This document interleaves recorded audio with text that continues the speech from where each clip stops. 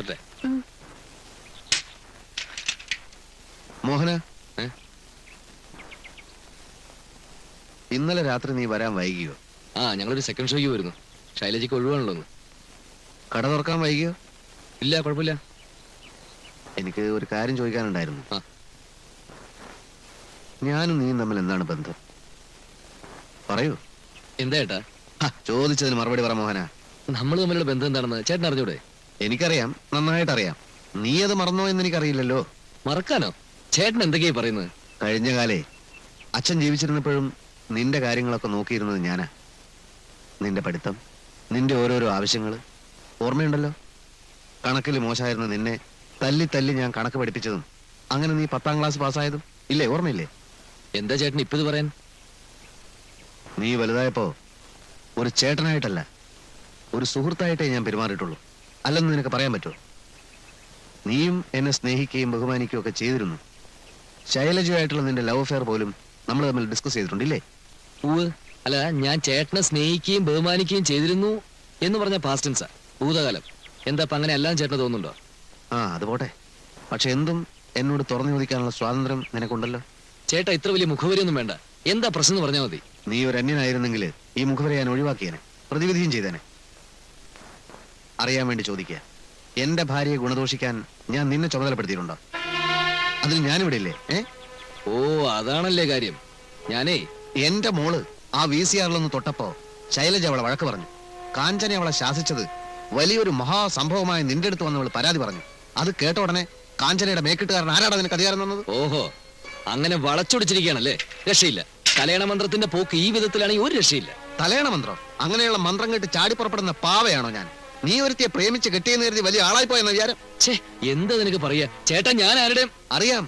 ഞാൻ ജീവിച്ചിരിക്കുമ്പോ ഇങ്ങനെ നാളെ വല്ല ഹൃദ്രോഗം വന്ന് ഞാൻ മരിച്ചു പോയാൽ എന്റെ ഭാര്യയും മോളെയും നീയും നിന്റെ ഭാര്യയും കൂടെ കടിച്ചു കയറുവല്ലടാ. ആ സ്ത്രീനെ വിളിക്ക്, എന്നിട്ട് ചോദിക്ക് ഞാൻ അവരോട് മെക്കെട്ട് കയറിയൊന്ന്. സ്ത്രീയോ? എടാ, ചേട്ടന്റെ ഭാര്യ എന്ന് പറഞ്ഞ അമ്മയുടെ സ്ഥാനാ. നിന്റെ അമ്മയെ നീ സ്ത്രീ എന്ന് വിളിക്കോ? അവരെന്തൊക്കെയാണ് ചേട്ടൻ പറഞ്ഞ് ബോധ്യപ്പെടുത്തുന്നത് എനിക്കറിയില്ലമ്മേ. നിന്റെ ഭാര്യയെ നീ മര്യാദ പഠിപ്പിക്കണം. ഞാനിപ്പോ എന്ത് പറഞ്ഞാലും ചേട്ടൻ തലേ കയറില്ല. അവര് കുത്തിവെച്ച വിഷം കയറി ചേട്ടന്റെ തല പെരുത്തുപോയി. സൂക്ഷിച്ച് സംസാരിക്കണം. നീ കെട്ടിയ പിന്നെ ഈ വീട്ടിൽ വിഷം കയറിയത്. പറഞ്ഞത് എന്റെ ഭാര്യയെ നിങ്ങൾ ബഹുമാനിക്കണ്ട. എന്താ എന്റെ ഈശ്വര ഇത്? എന്റെ മോളെ നിങ്ങൾ സ്നേഹിക്കണ്ട, പക്ഷെ ദ്രോഹിക്കരുത്. എന്റെ ഭാര്യ ഉണ്ടല്ലോ, നീ ഇപ്പൊ സ്ത്രീയൊന്നും വിഷമൊന്നും വിളിച്ചില്ലേ? മോഹന, അവള് നിന്റെ എച്ചിൽ പാത്രം കഴിയവളാ, നിന്റെ അടിവസ്ത്രം വരെ അലക്കിയവളാ. എന്താടാ പറഞ്ഞത്? ചെറ്റത്തരം എന്ന് വെച്ചാൽ ഞാൻ അതാടാ ഞാൻ ചെറ്റയാ. വിടല്ലേ? എന്റെ ഭാര്യക്ക് മോക്ക് ഈ വീട്ടിൽ സമാധാനമായിട്ട് ജീവിക്കാൻ പറ്റുമെന്ന് എനിക്ക് അറിയണം. അമ്മേ, വിടാൻ. എന്നെ എന്ത് ചെയ്യുന്ന കാണാലോ? എന്നെ വിടാൻ. രണ്ടെണ്ണത്തിനെ പിടിച്ച് ചങ്ങലക്കിടേ വേണ്ടത്.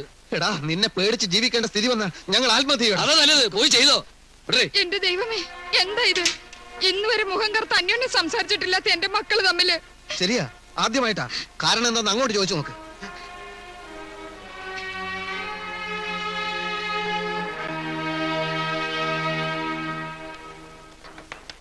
അകത്ത് സൗകര്യം വളരെ കുറവാ. വാടകയും കുറവാണല്ലോ. അല്ല സാറേ, ഇത്ര പെട്ടെന്നൊരു വീട് മാറ്റത്തിന്റെ കാര്യം എന്താണ്? ഉണക്കമരം വെട്ടിമാറ്റിയില്ലേ ഒടുവിൽ അത് പുരപ്പുറത്ത് വീഴും. ഓ, അതാണോ? അല്ല സാറേ, പുരപ്പുറത്ത് വീഴാതെ മരം വെട്ടി മാറ്റിക്കൂടെ? മാറ്റാ. എന്റെ അടുത്ത് അതിന് പറ്റിയ ഒരാളുണ്ട്. ഞാൻ രാവിലെ അങ്ങോട്ട് അയച്ചു തരാം. എടോ, കുടുംബാസ്വാസ്ഥ്യത്തിന്റെ കാര്യമാണ് ഞാൻ പറഞ്ഞത്. നമ്മൾ ഈ കഠിനമായി അധ്വാനിക്കുന്നതും സമ്പാദിക്കുന്നതും ഒക്കെ എന്തിനു വേണ്ടിയാ? ഈ അരച്ചാൻ വയറിന് വേണ്ടി അല്ല. അല്ലേ? മനസ്സമാധാനത്തിന്. ആരാണ് കുറ്റക്കാരെന്ന് ചോദിച്ചാൽ ചിലപ്പോൾ ഞാൻ തന്നെയാവും. പക്ഷെ മനസ്സമാധാനം നഷ്ടപ്പെട്ട് ജീവിക്കുന്നതിൽ ഒരർത്ഥവുമില്ല. ശരിയാ, പക്ഷെ എന്റെ പരിപാടി അതല്ല. മനസമാധാനം നഷ്ടപ്പെടുന്നു എന്ന് കണ്ടാൽ അപ്പൊ ഞാൻ വെള്ളമടിക്കും, ഫിറ്റാവും. പിന്നെ ഒന്നും അറിയണ്ടല്ലോ, പിറ്റേ നോക്കിയാൽ മതിയല്ലോ.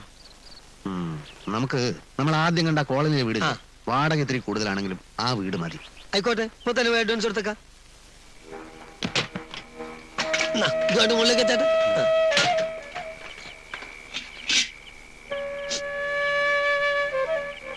സുഖു, ഞാനാ പറയുന്നത്. നീ ഈ രാത്രിയിൽ ഇവിടെ നിന്ന് ഇറങ്ങി പോരുതടാ മോനെ. മോഹന, നിന്റെ ചേട്ടനത് ചെന്ന് പറ മോനെ, പോരുന്ന് പറ. അവന് ഇഷ്ടപ്പെടാത്ത രീതി നീ വല്ലതും പെരുമാറിയിട്ടുണ്ടെങ്കിൽ ചെന്ന് ക്ഷമ ചോദിക്കും മോനെ. എനിക്ക് ജീവനുള്ളപ്പോ നിങ്ങൾ തമ്മിൽ തല്ലി പിരിയരുത്. ഞാൻ ക്ഷമ ചോദിച്ചാലും ഇല്ലെങ്കിലും ചേട്ടൻ ഇവിടുന്ന് പോകും. മോളെ, ആരെന്ത് കുറ്റം ചെയ്തിട്ടാ നിങ്ങൾ എന്നോട് ഇങ്ങനെ ചെയ്യുന്നത്? നേരം വെളുത്തിട്ട് ഇറങ്ങി പോകുമ്പോ അയൽവക്കക്കാര് കാണും. കുട്ടിക്കൃഷ്ണൻ നായരുടെ മക്കള് തമ്മിൽ തെറ്റിയത് എന്തേന്നുള്ള അവരുടെ ചോദ്യത്തിന് മറുപടി പറയാൻ വയ്യാത്തത് കൊണ്ടാ ഇപ്പൊ തന്നെ ഇറങ്ങുന്നത്. സുഖു, അമ്മയുടെ മോനെ ഞാനും. പക്ഷെ പണവും പ്രതാപവും നോക്കി സ്വന്തം മക്കളെ വേറെ വേറെ തട്ടുകളിൽ നിർത്തുന്നത് ശരിയല്ലമ്മേ.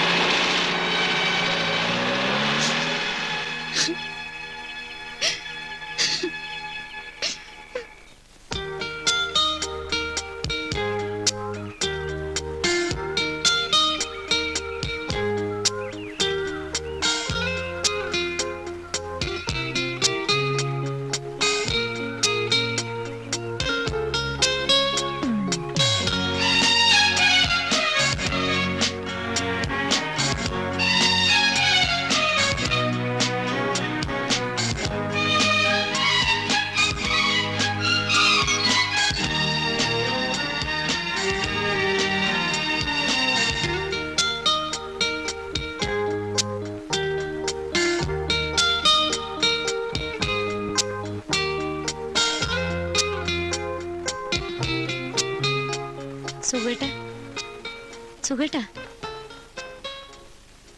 ഓഫീസിൽ പോണ്ടേ?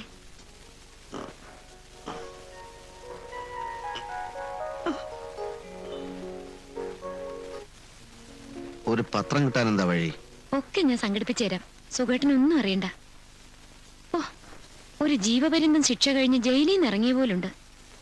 ഇനി നമ്മുടെ ഉള്ളതും ഇല്ലാത്തതും നമ്മൾ മാത്രം അറിഞ്ഞാ മതിയല്ലോ. സുഖേട്ടാ, സുഖേട്ടന് കുറച്ചു ദിവസം ലീവ് എടുത്തൂടെ? അവിടുന്ന് സുഖേട്ടന്റെ ഒരു കാര്യം എനിക്ക് ശ്രദ്ധിക്കാൻ പറ്റിയിട്ടില്ല. വല്ലാണ്ട് മെലിഞ്ഞുപോയി, ഒത്തിരി കറക്കുകയും ചെയ്തു. ഞാൻ ആദ്യമേ കറുപ്പായിരുന്നില്ലേ? ആര്? സുഖേട്ടനോ? കൊള്ളാം. എന്നെ പെണ്ണ് കാണാൻ വരുമ്പോ നല്ല വെളുത്തിട്ടായിരുന്നു. ഇപ്പൊ വെയിലുകൊണ്ട് ആകെ വാടിപ്പോയില്ലേ. കുറച്ചു ദിവസം എണ്ണയും കുഴമ്പൊക്കെ ഇട്ട് കുളിച്ച് വിശ്രമം എടുക്കണം. എന്തേ? അല്ല, ഞാൻ ഓർക്കായിരുന്നു, സുഖേട്ടനെ ഞാൻ ആദ്യമായിട്ട് കാണുമ്പോ ഞാൻ വിചാരിച്ച സിനിമയിലുള്ള മമ്മൂട്ടിയാണെന്നാ. അയ്യോ, സത്യമായിട്ടും ആ ശബ്ദവും ഗാംഭീര്യവും എല്ലാം. മമ്മൂട്ടി കുറെ കൂടെ ഹൈറ്റ് ഒക്കെ ഇല്ലേ? ആ ഒരു വ്യത്യാസമല്ലുള്ളൂ. ഇപ്പഴും ചില സൈഡിൽ കൂടെ നോക്കുമ്പോ സുഖേട്ടൻ തനി മമ്മൂട്ടിയാ. കുറച്ച് എക്സസൈസ് ഒക്കെ എടുക്കണം. വേണം. ഈ വീടിന് 850 രൂപയാ വാടക. ഓ, അത്ര കൂടുതലൊന്നുമില്ല. അതിന് മാത്രമുള്ള സൗകര്യങ്ങളും ഇല്ലേ? എങ്ങനെ കൊടുക്കുമെന്നാ? ഒക്കെ നടക്കും. മോളെ നീക്ക്. നേരെ എത്രയെന്നറിയോ? നീക്ക്. പാലില്ല കേട്ടോ സുഖേട്ടാ, കട്ടൻ കാപ്പി തരാം.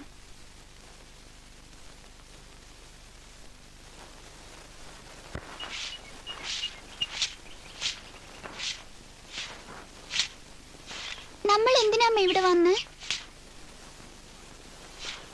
നമ്മുടെ വീട്ടിലേക്ക് ഇനി എപ്പോഴാ പോവാ?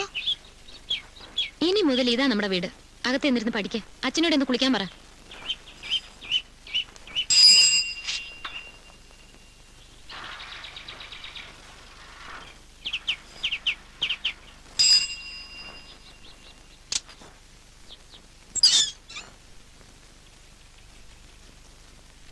എല്ലാ ദിവസവും ഞങ്ങൾക്കും വേണം പാല്. ദേ ആ വീടാ. ഇപ്പോഴുണ്ടെങ്കിൽ ഒരു പാക്കറ്റ് ഇട്ടേ നന്നായിരുന്നു. ഇപ്പൊ ഉണ്ടാവില്ല. ആ കൊടുക്കടോ, പെട്ടെന്ന് ഇപ്പൊ പാലിന് അവരെവിടെ പോവാനാ? ഞാൻ പോയിട്ട് വരാം. രാത്രിയിൽ ഇവിടെ ഒച്ചയും ബഹളമൊക്കെ കേട്ടു. പക്ഷെ കള്ളന്മാരായിരിക്കും എന്ന് വിചാരിച്ച് ഞങ്ങള് കഥവ് തുറന്നില്ല. എന്റെ പേര് ജിജി ഡാനിയൽ. ഞാൻ കാഞ്ചന. Sweet name. ഇവിടെ എന്തെങ്കിലും ആവശ്യമുണ്ടെങ്കിൽ എന്നോട് പറഞ്ഞാ മതി. ഞങ്ങളുടെ തൊട്ടടുത്ത വീട്ടിൽ ആരാ താമസം? രാത്രി മുഴുവൻ ഒരു പട്ടി കിടന്ന് നിലവിളിക്കുന്നുണ്ടായിരുന്നു. അത് ഡോക്ടർ മത്തായിയുടെ വീട്. അതിനപ്പുറത്ത് ലോ സെക്രട്ടറി കരുണാകരൻ നായർ. ഇത് PWD കോൺട്രാക്ടർ ലക്ഷ്മണൻ പിള്ള. അതിനപ്പുറത്ത് അഡ്വക്കേറ്റ് കുറുപ്പ്. കാഞ്ചിയുടെ ഹസ്ബൻഡ് എന്ത് ചെയ്യുന്നു? കാഞ്ചിയല്ല, കാഞ്ചന. കാഞ്ചിന്ന് വിളിക്കാനാ സൗകര്യം. ഹസ്ബൻഡ്? ഹസ്ബൻഡ് മൂപ്പര് എഞ്ചിനീയറാ. PWD? അല്ല, PWD എഞ്ചിനീയർ ആണോ? എങ്കിൽ ഞങ്ങൾ ഈ കോളനിക്കാർക്ക് അദ്ദേഹത്തോട് ചില പരാതികളൊക്കെ പറയാനുണ്ട്. ആ എഞ്ചിനീയർ അല്ല, ഇത് വലിയൊരു കമ്പനി. അവിടെ കൺസ്ട്രക്ഷൻ കമ്പനിയിലാവും. Bye mom. ബൈ മോനു, ബി കെയർഫുൾ. ഓക്കേ. മോനാ? ഭർത്താവ്? ഞാനും ഹസ്ബൻഡ് സിംഗപ്പൂരായിരുന്നു. പല പല ബിസിനസ്സുകൾ. ഇപ്പൊ ഇവിടെ സെറ്റിൽ ചെയ്തു. അവിടെയായിരുന്നപ്പോ പുള്ളിക്കാരന് കരാട്ടയില് ബ്ലൂ ബെൽറ്റ് കിട്ടിയതാ. ഇപ്പൊ ഒരു ഹോബി എന്നുള്ള നിലയ്ക്ക് കോളനിയിലെ പിള്ളേരെ കരാട്ടെ പഠിപ്പിക്കുക.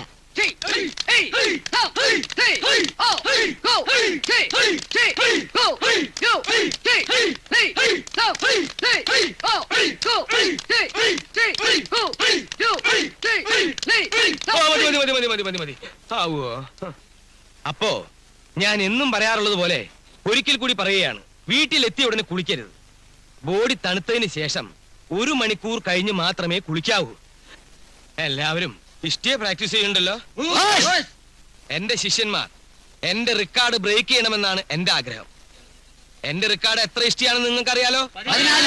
14.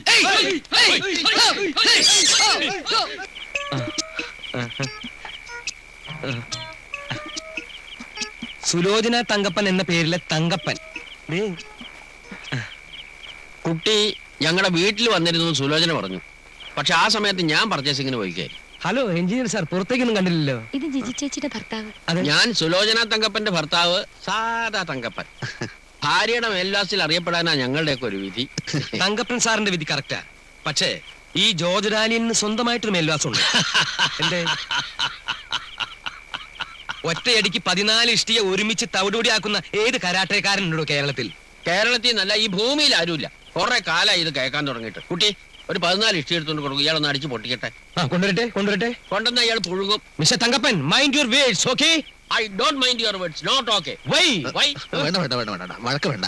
ആ അത് ശരിയാ, പുതിയ ഒരാളുടെ മുമ്പിൽ വെച്ച് കുടിക്കാൻ സോറി. അങ്ങോട്ട് ഇരിക്കാം. ഓക്കേ.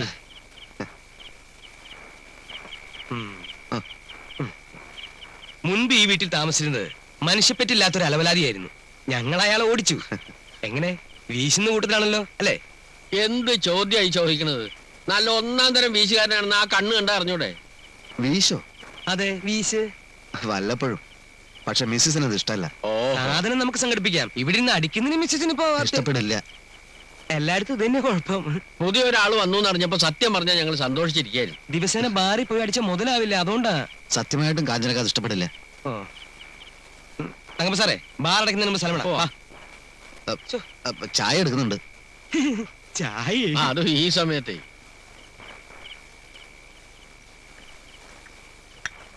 അയ്യോ, അവര് പോയോ? അവര് കുറച്ച് തിരക്കില്ല. എന്നാ സുഖമായിട്ടും കുടിക്ക.